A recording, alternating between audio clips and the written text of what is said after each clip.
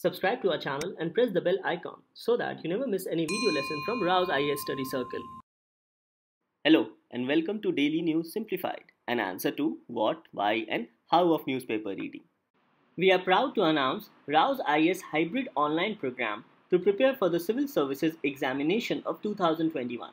The program is designed in such a manner that it will ensure same quality content at your home as we deliver here at our campus. It also gives you the flexibility to join our campus as when you are ready to join the physical class program at our learning centers. Our GSI hybrid course has been designed to provide 360-degree guidance.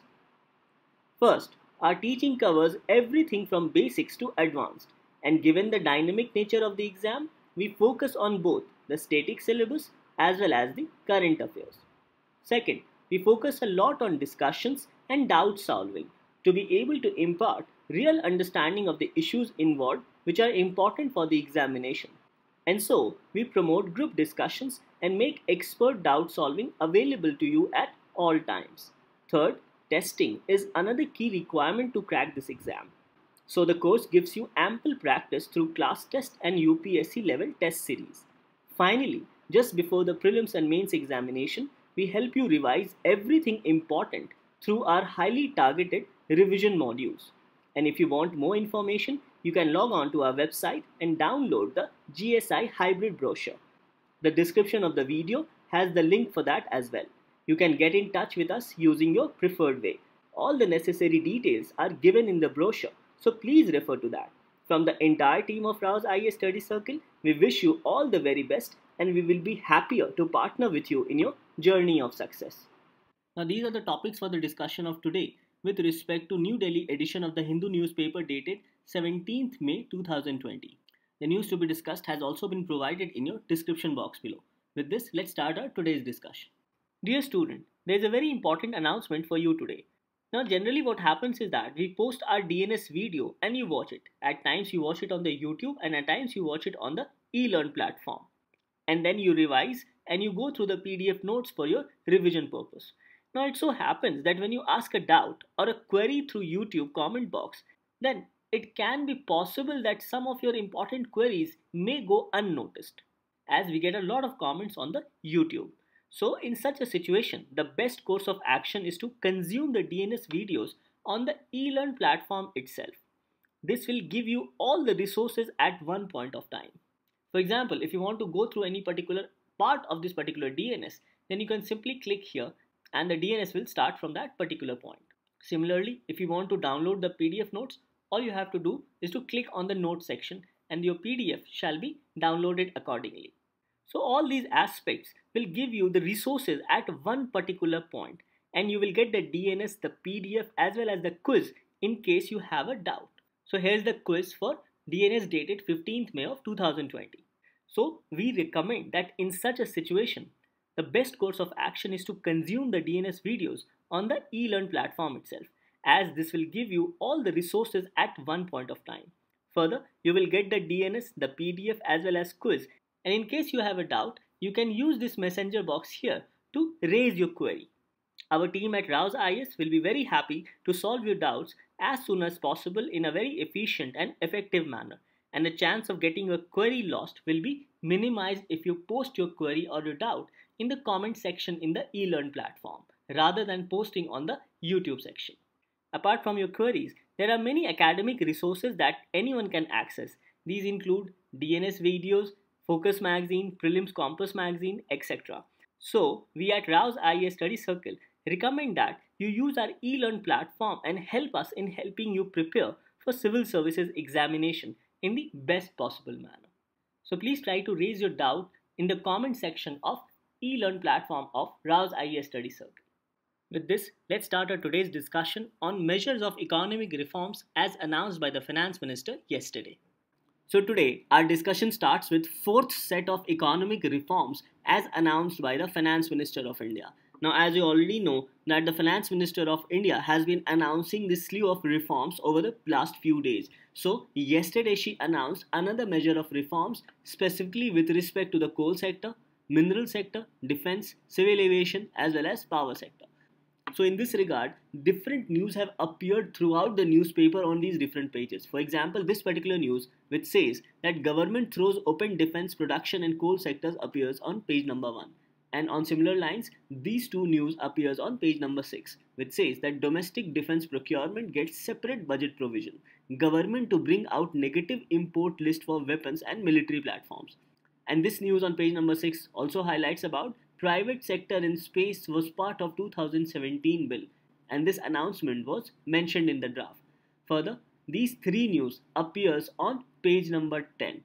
These news appearing on page number 10 is with respect to coal sector, power sector as well as civil aviation. It says that coal mineral reforms to help reduce imports. This particular news mentions that privatizing discoms of union territories will improve finances. New tariff policy expected to remove cross subsidies as per CII, that is Confederation of Indian Industry. Further, this particular news says that aviation sector measures on expected lines, whereby it highlights that maintenance, repair and operation hub plan will save forex and enable local overhauling of planes. So these are the different news with respect to the economic reforms announced by the finance minister yesterday. So overall, the key highlights of these reforms as mentioned in the Press Information Bureau can be said to be commercial mining introduced in coal sector, diversified opportunities in coal sector and liberalized regime in coal sector. So these are the three reforms with respect to coal sector. Next, it says enhancing private investments and policy reforms in mineral sector. So these four reforms can be said to be part of coal as well as mineral sector. Moving further, it mentions about enhancing self-reliance in defense production as well as policy reforms in defense production. So these two reforms can be said to be a part of defense sector. Further, it highlights about efficient airspace management for civil aviation, more world-class airports through public-private partnership, and India to become a global hub for aircraft maintenance, repair and overhaul, that is MRO. So these three reforms becomes a part of civil aviation.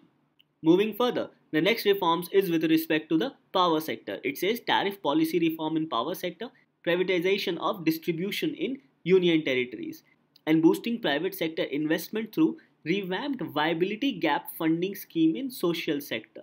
So these two reforms can be said to be part of power sector.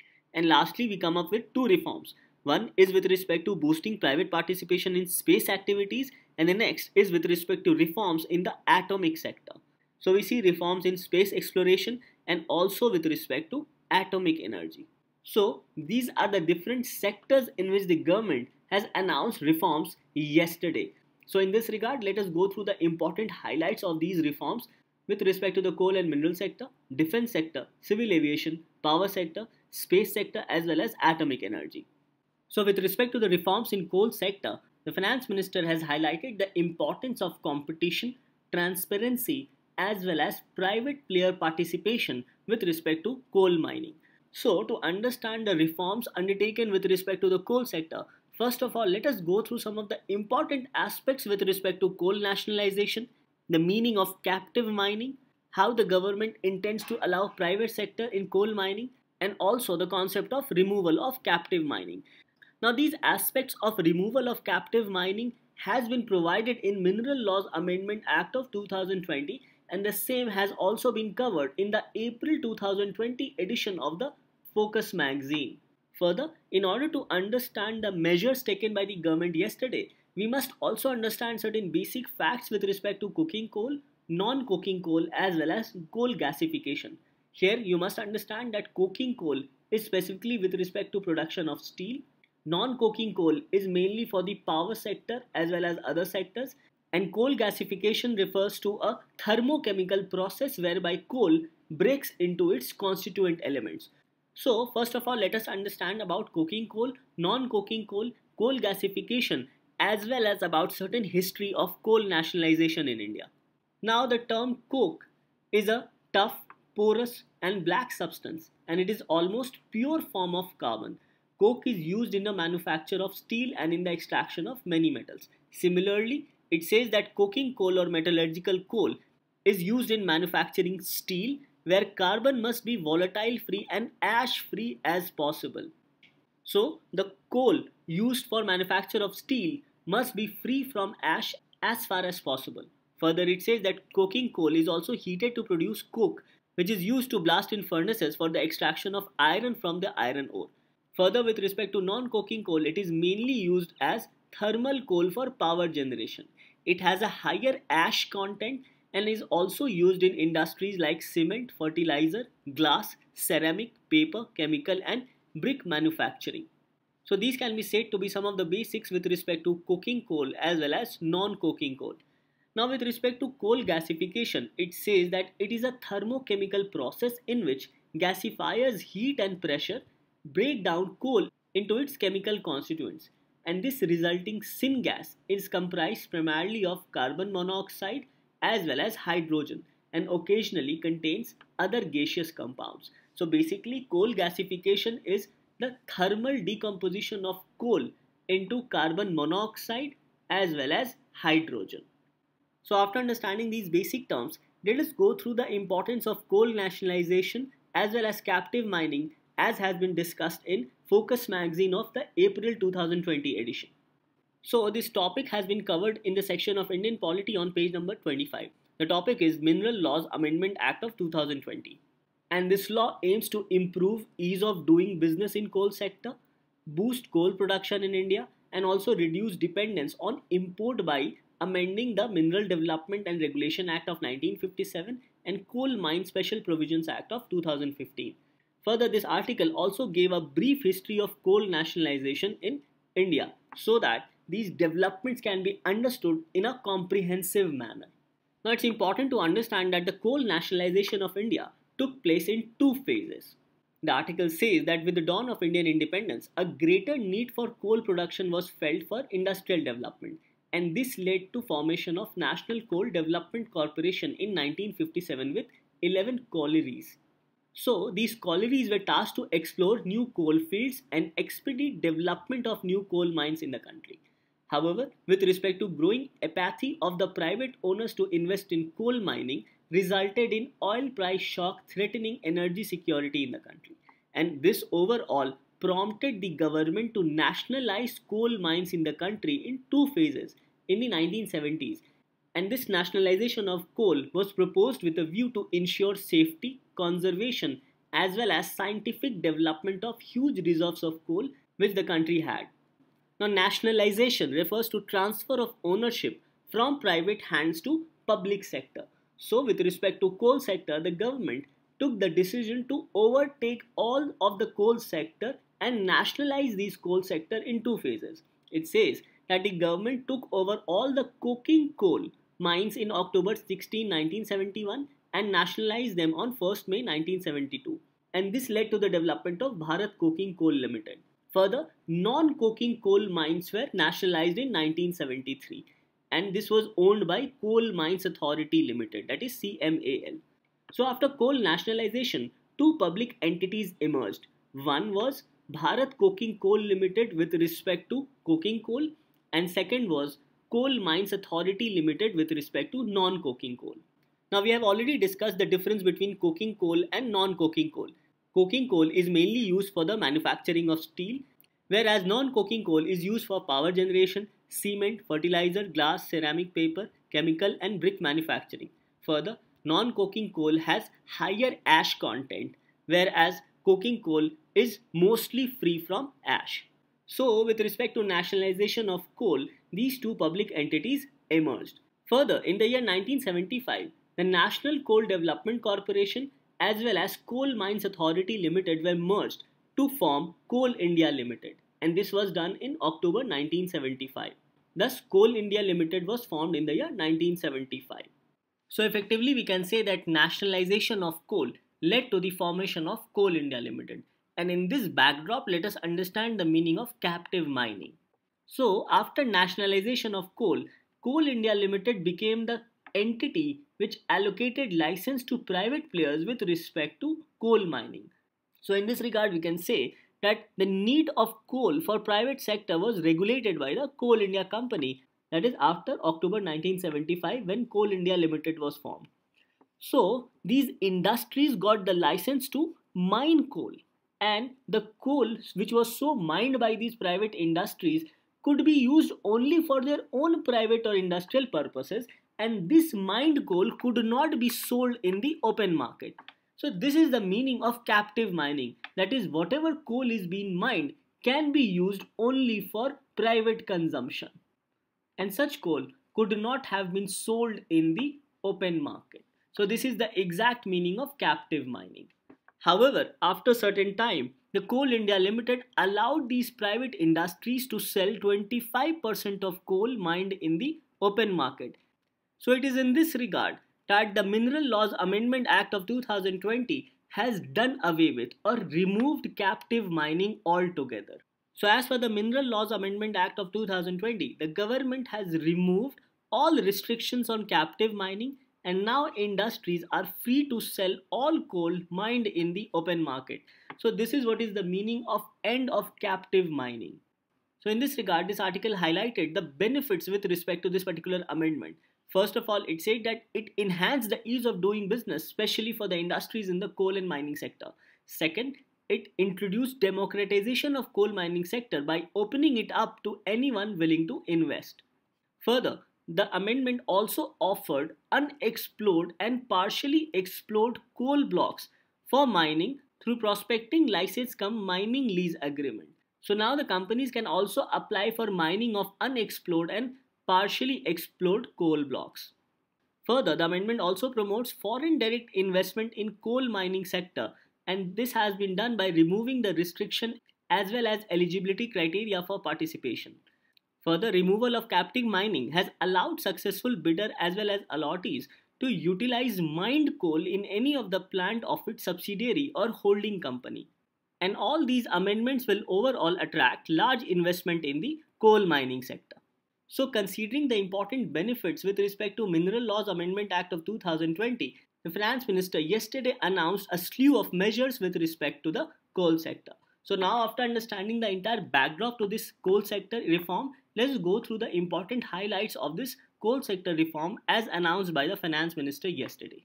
Now, after understanding the backdrop to coal nationalization, captive mining as well as Mineral Laws Amendment Act of 2020, let us understand this process of revenue sharing mechanism between the government as well as the private players.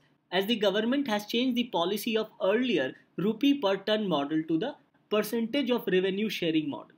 So in this regard, let us understand how this revenue sharing mechanism will now work. So earlier, as per the rupee per ton model, this was sort of a fixed regime. Let us understand this through an example. Now suppose there are three companies, companies A, B as well as company C, and as per the rupee per ton model, say company A is willing to give rupees 100 to the government per ton of coal mined, company B is willing to give rupees 200 to the government per ton of coal mined, whereas company C is willing to give rupees 300 to the government as a royalty per ton of coal mined. So the government sees that it is getting the maximum benefit with respect to the company C, since company C is sharing the maximum benefit to the government at rupees 300 per ton of the coal mine as compared to company A and company B. So the government gives the licensing agreement to C and allows C to mine coal. So this was the earlier mechanism with respect to rupee per ton model, whereby the government allotted different companies based on the profit which these companies used to give to the government. Now there were certain issues with respect to this particular model, as this was sort of a fixed regime. Now suppose the price of the coal increased. So the benefit of this increase in the price of coal mostly was accrued by the company C, because the revenue sharing model for the government was fixed at rupees 300 despite any increase in price of coal or even any decrease in price of coal. So suppose there was also a decrease in the price of coal. So in this regard, the profit of company C declined. Nevertheless, the company C had to share a fixed revenue with the government as was agreed in their contract or in their agreement, that is rupees 300 per ton as per this example. Now, the government has changed this particular model from rupee per ton to percentage of revenue for companies. So now, bidding of coal block will take place as per the percentage of revenue sharing with the government. So such companies likely to get the license which shares the maximum revenue with the government. Now the benefit with respect to revenue sharing model is that it has a fixed percentage for the government as part of its royalty. So suppose if a company wins a bid by declaring a revenue of 15%. So if the revenue of the company increases, then the profit of the government also increases because it will receive 15% of whatever the revenue of the company is. So in this regard, we can say that since this is not a fixed revenue regime, hence increase or decrease in price will be beneficial both for the government as well as for the company. The other measure of reforms with respect to coal and mining sector includes restriction on private companies will be liberalized as per the finance minister. Further, it highlights that there shall be no eligibility criteria and only an upfront payment having a ceiling limit with respect to coal mining. Further, the reform includes composite licensing.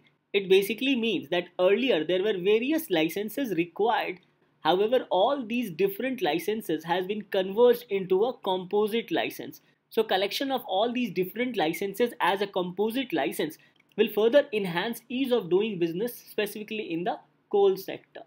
Further, it highlights that if a company apart from mining also engages in coal gasification or liquefaction of coal, then such companies will also be given certain discounts on their revenue sharing model with the government. So basically, if a company apart from mining also engages in value addition of coal with respect to coal gasification or liquefaction, then such companies will be provided certain discount on their revenue sharing with the government. Further, it highlights that government will invest in mechanization of coal sector, specifically with respect to transfer of coal from mines to the railway area from where these coals are transported to different industries. Further, it says that concessions will also be given to the consumers of Coal India Limited. It further highlights that reserve price in auction for non-power consumers shall be reduced, credit terms shall be eased, and lifting period shall be increased. Further, Ministry of Mines is also in the process of developing a mineral index for different minerals.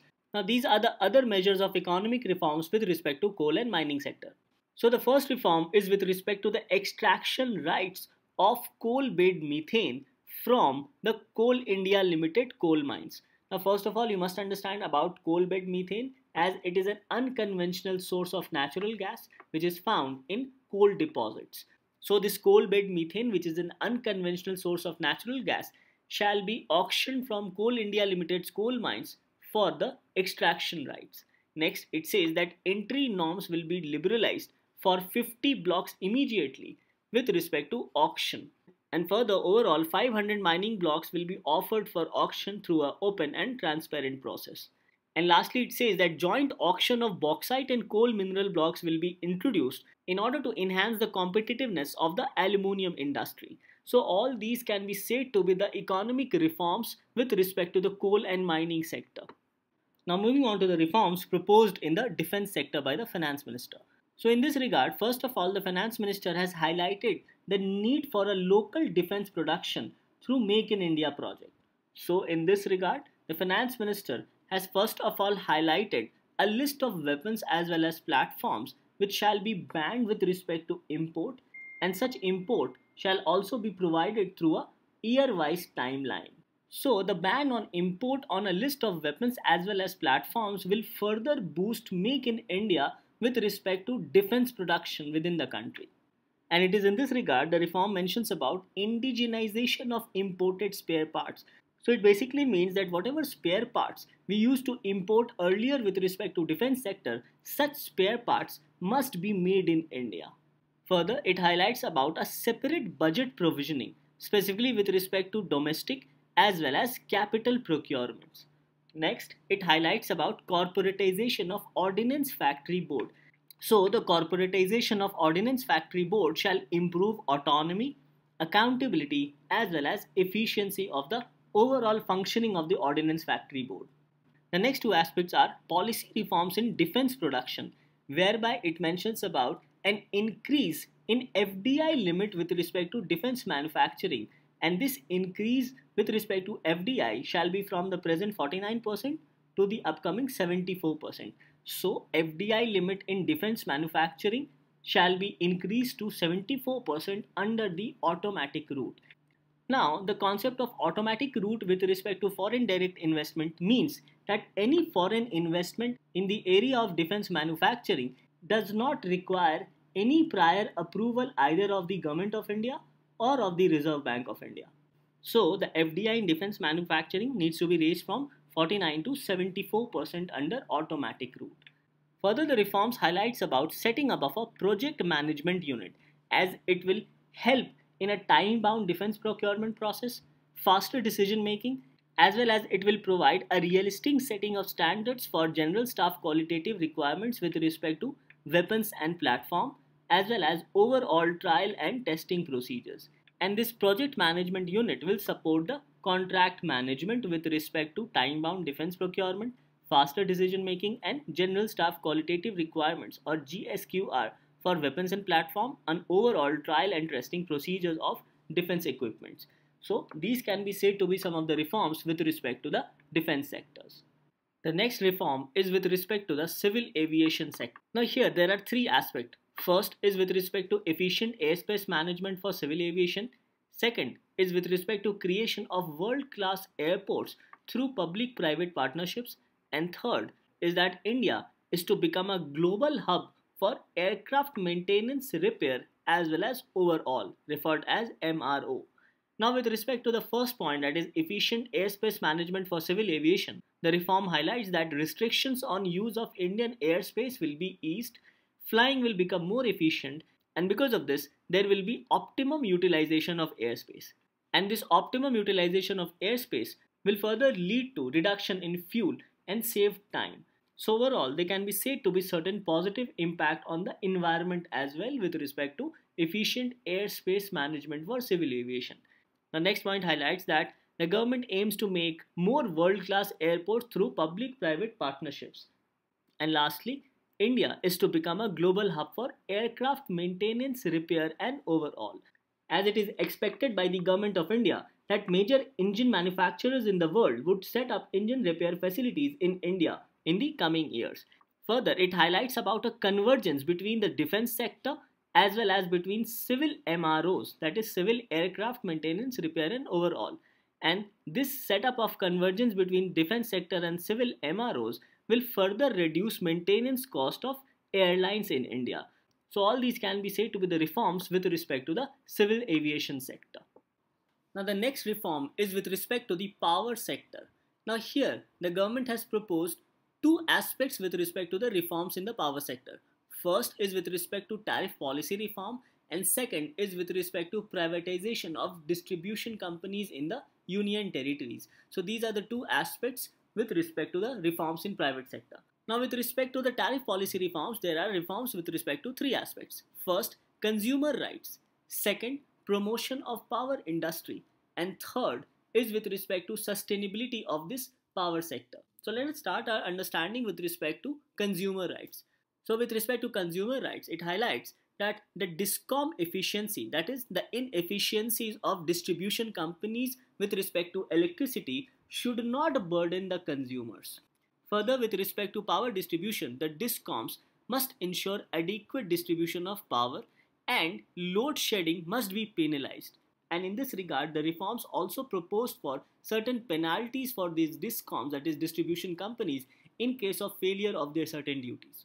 Now coming to the second aspect, it highlights about promotion of industry. Hereby, it mentions about 2 points. First is cross subsidies, second is open access. It says that progressive reduction in cross subsidies must be allowed and time-bound grant of open access must be allowed. So let us understand these two concepts first of all, and then we'll try to again understand that what does this exactly mean.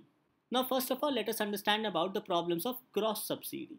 Now these power distribution companies are governed by state governments, and the state government at times, because of vote bank politics, do not charge much tariff from household consumers and even provide electricity at subsidized rate for agricultural purposes. So this provision of subsidy to households as well as agricultural sector leads to certain losses of these power distribution companies. And this loss of power distribution companies is then compensated by imposing higher electricity tariffs from industries. So this is the concept of cross subsidy. That is, you make up the loss from one sector by imposing higher tariffs on the other sector. In this case, higher tariffs is imposed on the industries. Now let us understand about the concept of open access system. Now open access system has been provided in the Electricity Act of 2003 under section 42. It says that electricity consumers now have the right to procure power from suppliers of their choice other than their distribution company. Basically, it means that a consumer of one state of electricity has a right to select their own source of supply of electricity from any power generator, and accordingly electricity can even be taken from across the states. So there is no prohibition from taking electricity from a different state if the tariff in another state is comparatively less. So one of the example of open access system is that under this open access system, a consumer in Tamil Nadu has a right to select source of supply from any generator, and this generator may be generating power in Tamil Nadu or any other state in India. So in this regard, it highlights that open access was introduced in the Electricity Act to bring in competition in the sector, thereby benefiting the end consumer. So over the years, it has been acted as a catalyst in bringing reforms in the power sector by benefiting the players across the spectrum of value chain, from power generators to power suppliers to electricity traders and to end consumers. So basically, open access system allows the power consumer to select their power distributor or select their power generator. So after understanding the concept of cross subsidies and open access system, the reform with respect to promotion of power industry highlights that progressive reduction in cross subsidies. So it basically highlights that extra charges must not be imposed on industries or any other sector to compensate loss provided to other sector through subsidy. Next, it mentions about time-bound grant of open access throughout the country. And lastly, it says that generation and transmission project developers to be selected competitively. As we have already discussed, that open access system allows competition into the power sector. And this competition will be beneficial not only for the power generator but also for the power consumers. And thirdly, with respect to sustainability of the sector, it mentions about timely payment of power generating company, direct benefit transfer with respect to subsidies provided by the states, and smart prepaid meters to be installed in each states, and there should be no regulatory assets. So these can be said to be certain economic reforms with respect to the power sector with respect to tariff policy reform. Now under privatization of distribution in union territories, it says that this will lead to improvement in operational and financial efficiency of distribution in the union territories. And this will also improve the efficiency of electricity provided to consumers in the union territory. So this is the reform which has been proposed under power sector by the finance minister yesterday. Now the next revamp is with respect to viability gap funding, especially in the social infrastructure sector. So it highlights that boosting private sector investment through revamped viability gap funding scheme. Now first of all, let us understand this concept of viability gap funding.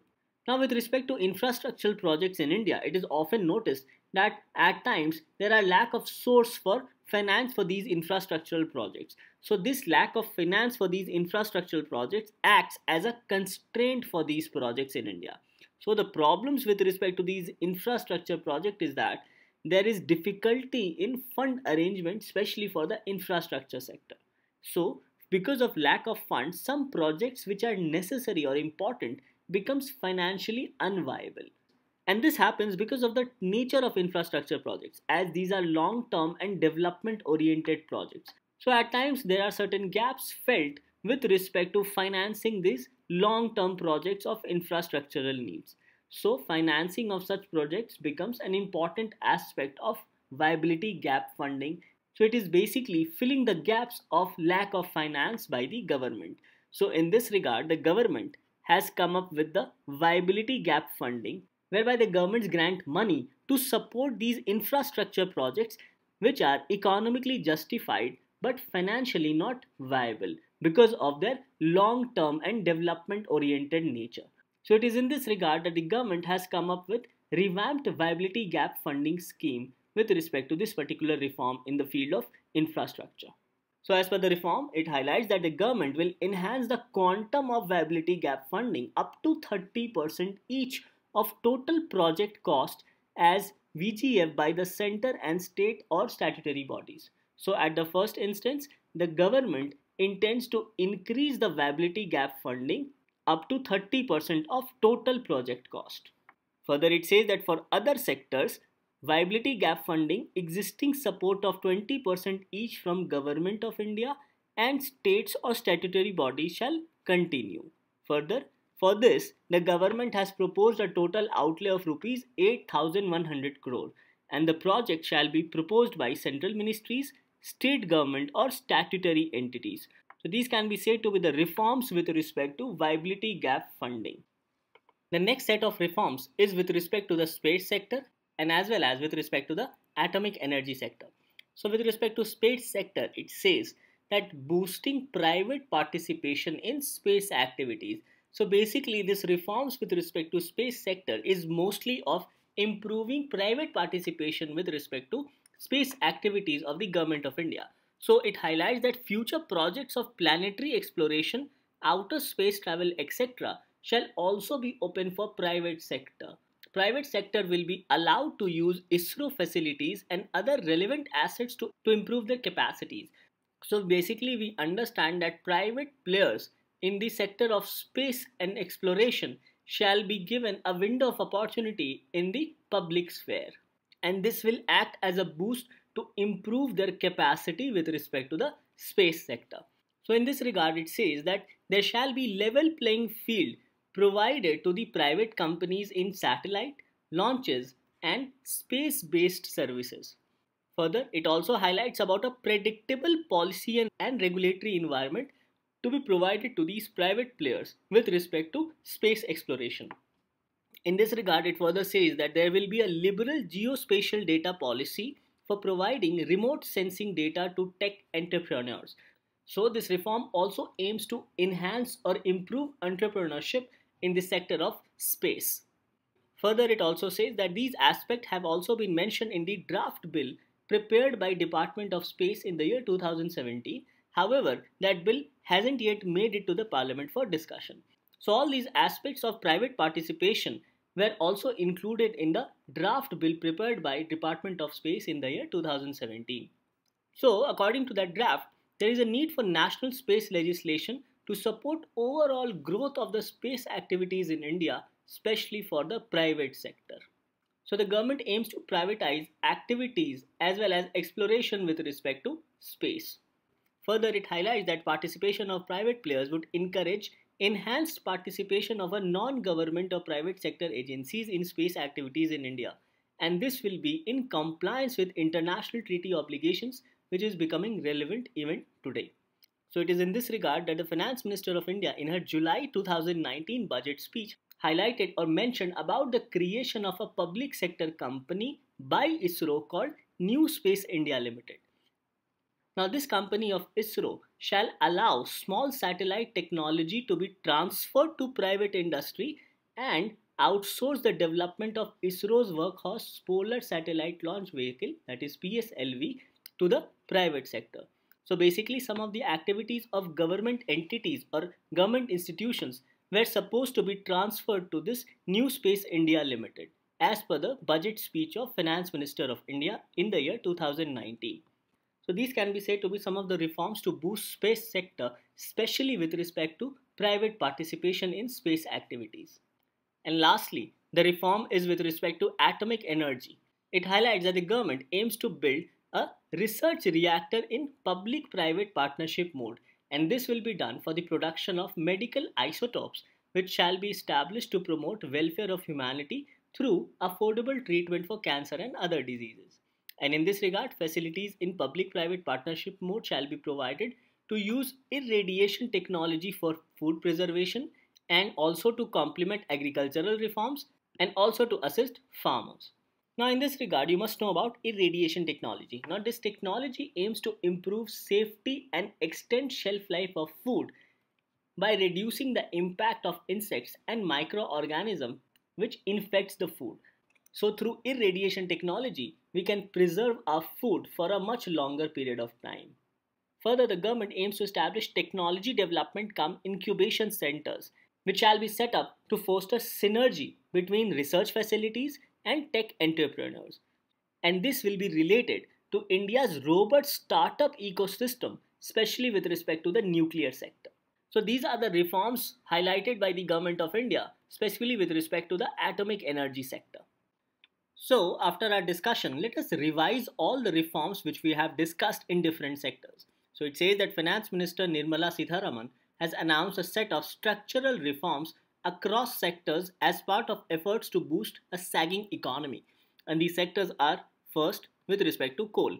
We discussed about commercial mining on a revenue sharing basis to be introduced, and this revenue sharing will be based on the percentage formula. Further, companies in the private sectors will be allowed to carry out exploration in the mining sector, which we have discussed. With respect to the minerals, it says composite exploration cum mining cum production regime for minerals to be announced, and 500 mining blocks will be auctioned. Now with respect to defense, we discussed about a list of weapons or platforms with respect to ban on their import. So the government will come out with a sort of a negative list with respect to weapons or platform which will be banned with respect to their import. Further, it says that FDI limit in manufacturing under automatic route under the defense manufacturing shall be increased from the present 49 to 74%. Now with respect to civil aviation, it says that restrictions on utilization of airspace will be eased so that flying becomes efficient. It says that as of now only 60% of the airspace is freely available. So now the Government of India will provide more airspace for civil aviation. Now with respect to power sector, it says that power departments and utilities and distribution companies in union territories to be privatized. It will be in line with the tariff policy which is to be announced very soon. So the government will soon announce a tariff policy with respect to power distribution companies. And lastly, with respect to space and atomic energy, it mentions about privatization to be introduced with respect to planetary exploration and outer space travel to be opened up to the private sector. Under atomic energy, it says research reactor in PPP mode to be set up for the production of medical isotopes. So these can be said to be the summary with respect to our discussion of today with respect to the reforms announced by the finance minister yesterday. Now these two news are also important. This appears on FAQ section on page number 12, which says that reforms in agriculture. What are the measures announced by the government to deal with farm crisis across the country? And the next news is with respect to RCEP appearing on page number 7. It says that India opposes rejoining RCEP over China concerns. Ministry of External Affairs official flags over dependence. Now these news in details have been provided in the PDF, as you can go through in the PDF with respect to both these news. Now the news with respect to agriculture has been discussed already with respect to various reforms to boost the agriculture and also with respect to RCEP. So with respect to both these news, kindly go through the PDF of today. Now after our discussion, this forms your question for the day. Now this question has been asked in the prelims of 2018. So the question reads, consider the following countries: Australia, Canada, China, India, Japan and USA. Which of the above are among the free trade partners of ASEAN? Options are A 1, 2, 4 and 5, B 3, 4, 5 and 6, C 1, 3, 4 and 5 and D 2, 3, 4 and 6. Now coming to the answer of yesterday, the question was, consider the following statements about Operation Greens announced in the budget of 2018-19. Option 1. It aims at bringing second green revolution in agriculture. No, this statement is incorrect. Second, it is being implemented by Ministry of Food Processing Industries. Yes, this is correct. So the question was, which of the statements given above are correct? So the correct answer here is B, that is 2 only.